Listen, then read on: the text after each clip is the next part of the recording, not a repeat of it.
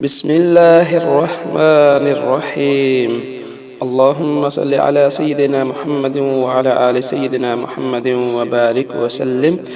عن محمد بن كعاب القرزي قال حدثني من سمع علي بن أبي طالب يقول إن لجلوس مع رسول الله صلى الله عليه وسلم في المسجد إذ طلع علينا مصعب بن عمير ما عليه إلا بردة له مرقوعة بفرو فلما رآه رسول الله صلى الله عليه وسلم بكى للذي كان فيه من النعمة والذي هو اليوم فيه.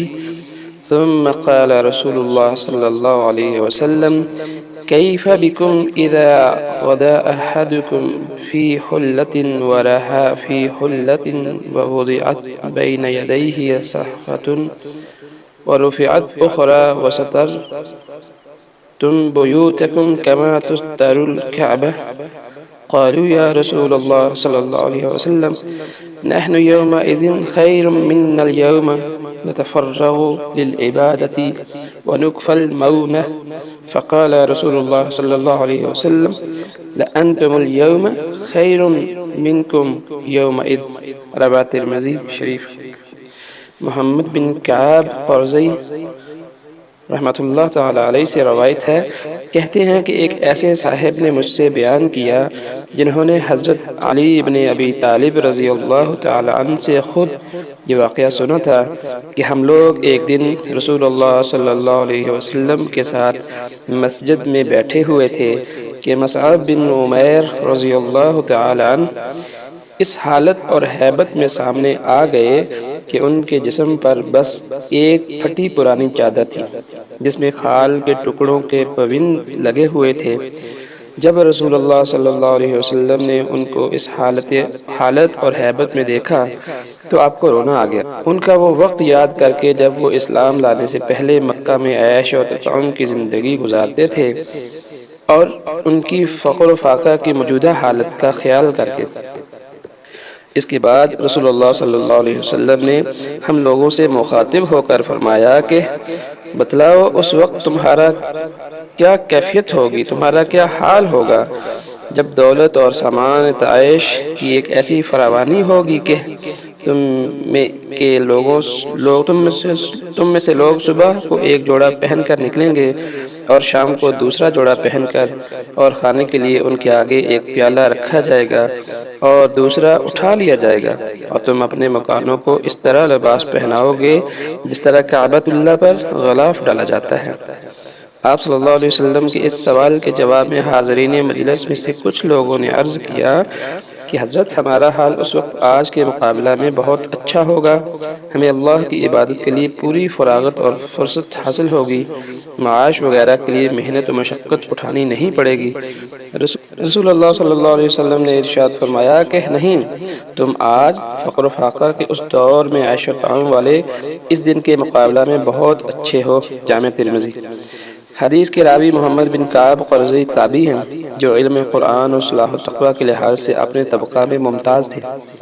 انہوں نے اس راوی کا نام ذکر نہیں کیا جنہوں نے حضرت علی المرتضیٰ رضی اللہ تعالیٰ عنہ کے حوالے سے یہ واقعہ ان کو سنایا تھا، لیکن ان کا اس طرح روایت کرنا اس بات کی دلیل ہے کہ وہ راوی ان کے نزدیک ثقہ اور قابل اعتماد تھے۔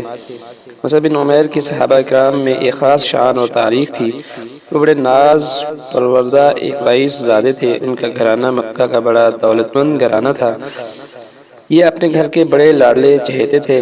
اسلام قبول کرنے سے پہلے ان کی زندگی امیرانہ عیش و تنعم کی زندگی تھی، پھر اسلام لانے کے بعد زندگی کا رخ بالکل بدل گیا اور وہ حال ہو گیا جو اس حدیث میں ذکر کیا گیا ہے۔ ایک پھٹی پرانی چادر ہی جسم پر تھی جس میں جا بجا چمڑے کے ٹکڑوں کے بھی پیوند تھے۔ ان کو اس حالت میں اور ہیبت میں دیکھ کر رسول اللہ صلی اللہ علیہ وسلم کی آنکھوں کے سامنے ان کی عیش و تنعم والی امیرانہ زندگی کا نقشہ آ گیا اور آپ کو رونا آ گیا۔ اس کے بعد رسول اللہ صلی اللہ علیہ وسلم صحابہ اکرام رضی اللہ اجمعین کو ایک اہم حقیقت سے آگاہ کرنے کے لیے ان سے فرمایا کہ ایک وقت آئے گا کہ جب تمہارے پاس یعنی میری امت کے پاس عیش و تنعم کے سامان کی فراوانی ہوگی۔